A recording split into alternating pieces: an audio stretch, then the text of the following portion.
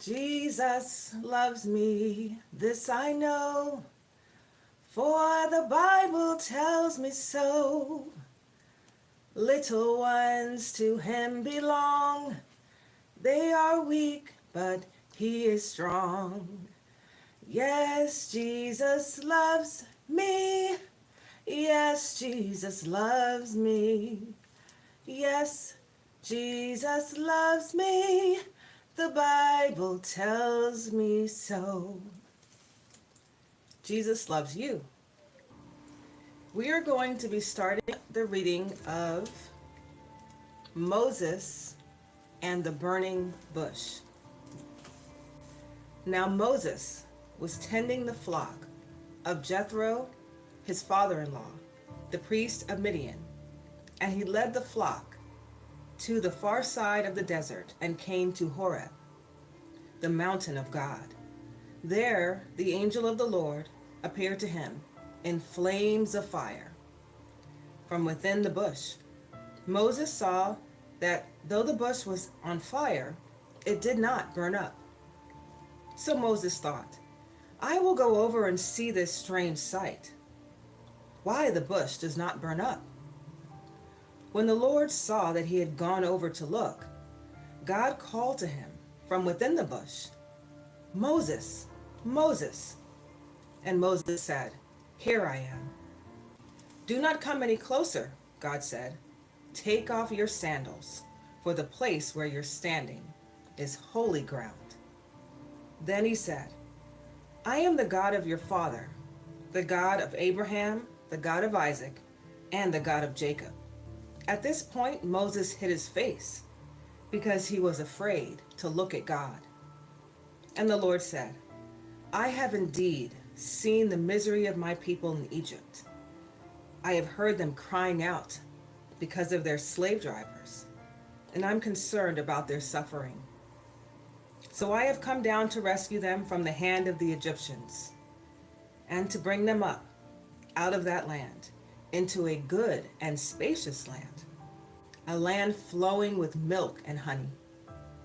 And now this cry of the Israelites has reached me, and I have seen the way the Egyptians are pressing them. So now, go. I am sending you to Pharaoh to bring my people, the Israelites, out of Egypt.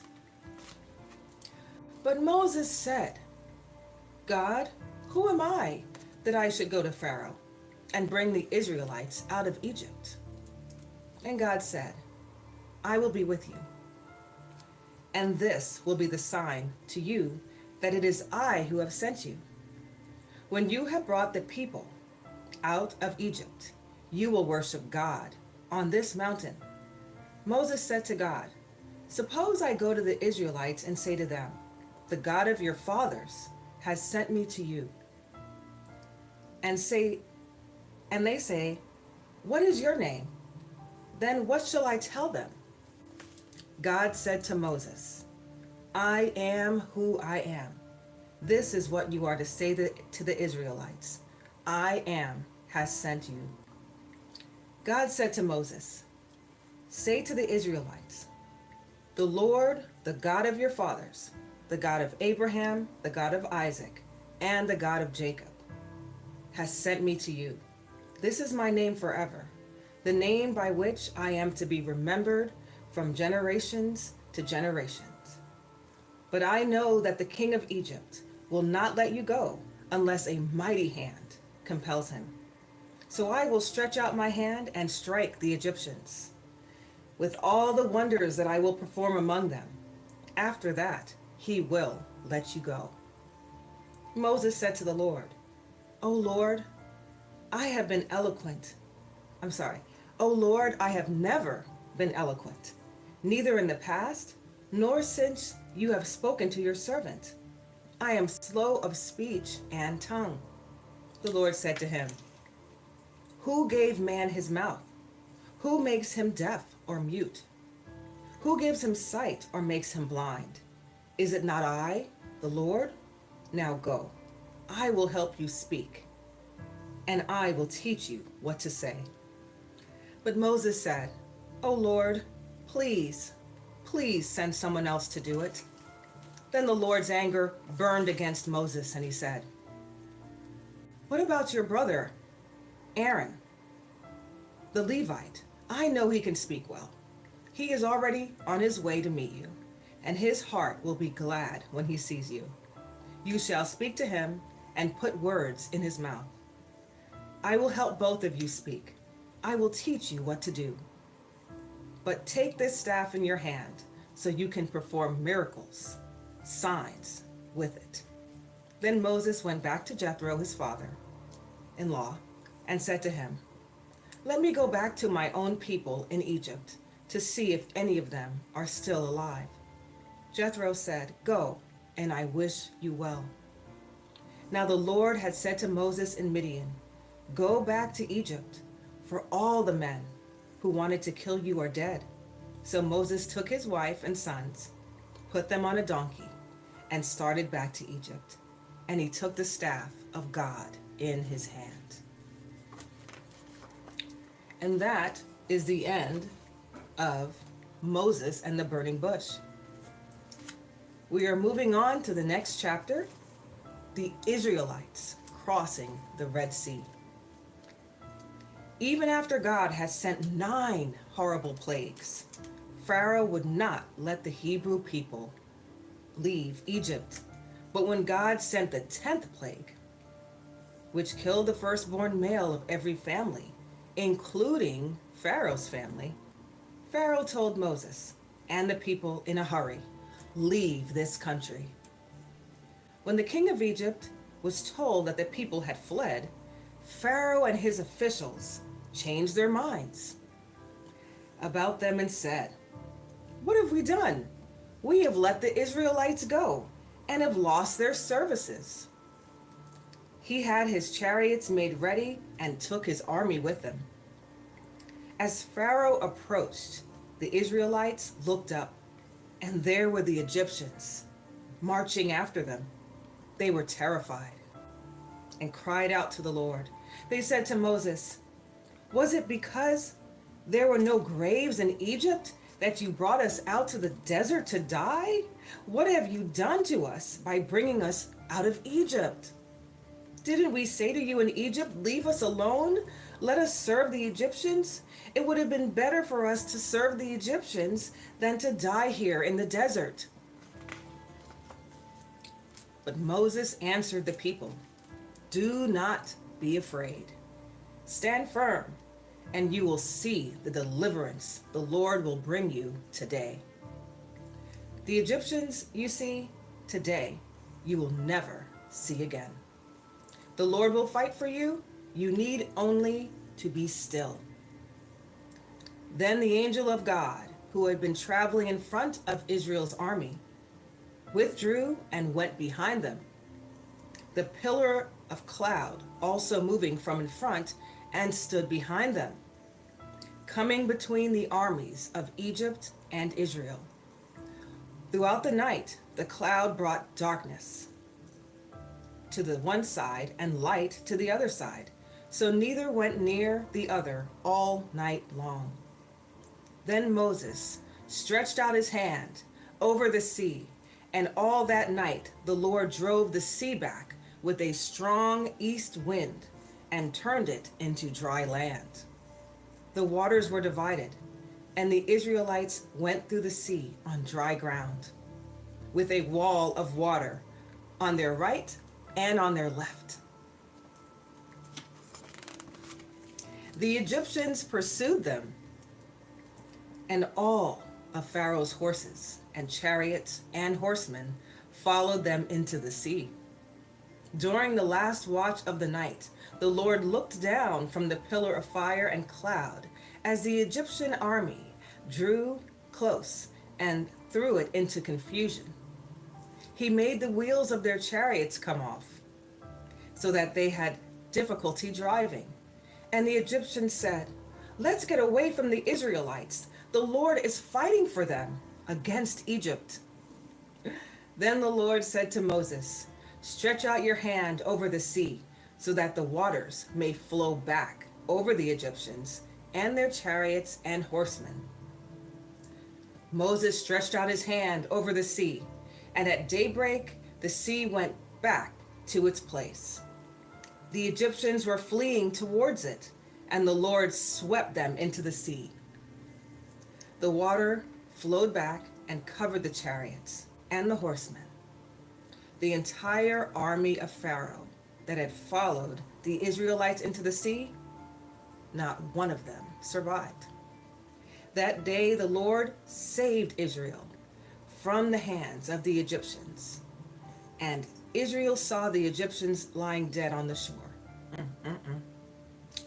And when the Israelites saw the great power of the Lord displayed against the Egyptians, the people feared the Lord and put their trust in him and Moses, his servant.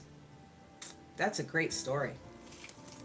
Now for our final reading this beautiful day, we are going to be doing Moses receives the 10 commandments. In the 3rd month after the Israelites left Egypt, on the very day they came to the desert of Sinai.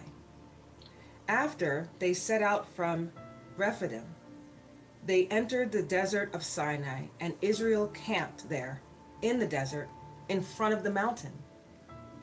On the morning of the 3rd day, there was thunder and lightning, with a thick cloud over the mountain, and a very loud trumpet blast. Everyone in the camp trembled. Then Moses led the people out of the camp to meet with God. And they stood at the foot of the mountain. Mount Sinai was covered with smoke, because the Lord descended on it in fire. The smoke billowed up from it like smoke from a furnace.